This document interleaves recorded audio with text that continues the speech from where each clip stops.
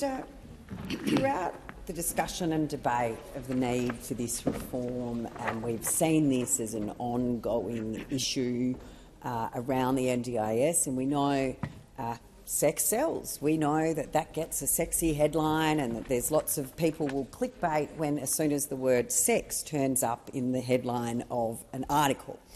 And what we have seen, not just during this process, but even for a few years around the NDIS, is outrage that people with disability may require assistance when it comes to being a sexual being. Now, unlike a lot of people in this place, certainly a lot of people that sit on my side of the chamber, I have a very different view to this issue and how it's addressed. I don't support the use of it as a clickbait. Look, there is no overwhelming money being spent on services that relate to sexual health for it to be in any way tied to overspending within the NDIS. It is insulting and it is ridiculous. And I do particularly enjoy when particularly middle-aged men raise with me the issue of no one should be accessing sexual services through the NDIS, and I make the point, well, if you have a car accident on the way home today and would then require assistance if you were to have sexual relationship with your wife, your girlfriend or both, you may be pretty keen to ensure that you can access those services. And it's amazing how that tunes the mind in what the intent of some of these supports are. So I do think it's used. I'm ignoring Senator Cadell. I didn't hear what he said, but I can imagine it was a perler. Senators, interjections are disorderly. Oh, sometimes they're entertaining, Chair, and, But, I do think that it is used as a salacious point, that it is misunderstood. I remember Jonathan Lee did a story on Sky News, and I happened to be on Paul Murray, and Paul was expressing outrage, as many, many do, with regards to sexual services being accessible through the NDIS, and being on his show saying, well, Paul, I'm actually going to disagree with you, outlining some of the reasons I just said. I then received a phone call from Jonathan Lee that night, whose mother had called him and said, I think you better call Senator Hughes. She made some pretty good points about this. And I know that Jonathan himself had, I don't think I'm disclosing, was a private conversation, but, that he was certainly had his eyes opened whilst working and investigating that story, that it's not as simple, it's not as clean-cut and it's not as salacious as some would have you believe. But we do know that it is something that garners headlines and something that, for me, I find it personally distressing and a return to the old paternalistic attitudes that people with a disability are somehow not fully human, that they do not have the same urges and needs of every other person in society. And that includes the need for physical contact. And, you just need to think of someone with a profound disability who is never, ever hugged. No one ever touches them in any way, not even a sexual way, but that they just are never receiving any form of physical affection.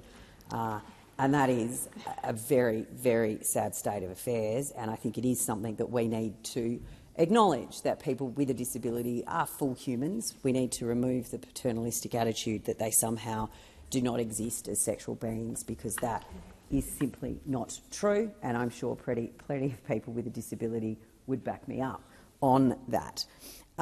So I do appreciate that there is lists and amendments and services that aren't going to be provided under the NDIS, and some of that is very well and good. And, to buy into the rhetoric, do I think people should be able to hire prostitutes? No, I don't. Do I think people may require assistance to participate in sex? Then they should be able to acquire those support workers that enable them to assist that. And without going into too many of the details of some of the aids that are required, but can include harnesses, etc., and frames, those things are important, and I think we need to make sure that we are mindful throughout this process not to get sucked into the political rhetoric and the sexy clickbait headline and denigrate people with a disability when we talk about this. But what has garnered some attention, but I don't think the full scope of attention that it may deserve, is we had an instance of someone who was convicted of sex crimes as an NDIS participant who was self-managing their plan and advertising on Facebook groups for young women to walk along the beach with him and potentially go swimming. And at no stage was it revealed of this person's background, and I acknowledge that this bill and amendments attached to it will rectify that people who are convicted, particularly of sex offenders, who may require NDIS plans on their release from prison, because, you know, as the CEO informed us, it estimates that all people with a disability that are eligible should be eligible, and that is irregardless of their criminal background. I'm not sure I'm 100% on board with some of that, but that was the advice of the CEO. And I totally support those convicted of serious crimes, and I think it should go beyond sexual crimes. It should be all crimes that you are then put onto agency management of your NDIS plan for the sake of the Australian taxpayers that fund it. But one of the things I am concerned about, and perhaps the Minister can update us, fill us in, let us know whether it's part of the next tranche or is something that's being examined, is there is nothing that I can see in this bill that will protect support workers who are perhaps appointed to work with a participant via the company that they work with, that the person that they are working as a support worker for has previously been convicted of a serious crime or, in particular, a sexual offence. I'm concerned in that a lot of the support workers, and particularly those that work in behavioural supports and basic daily living, whether it's assistance with shopping or chores around the home, those support workers do tend to be women, and very often young women. And at this stage we can see no requirement for either the agency or the providers themselves or the participant who's been put on a self-managed plan because of a previous conviction to notify the support worker of this circumstance, of this situation, so that the support worker is in a position to decide whether or not they want to work with that participant. We hear an awful lot about choice and control for participants in the NDIS, and that is a feature of it I am very, very, very much in support of, and one that should be protected very dearly by all of us. But the choice and control, you know, must extend to those support workers, and they must have the choice and control to determine who they are prepared to work with or not.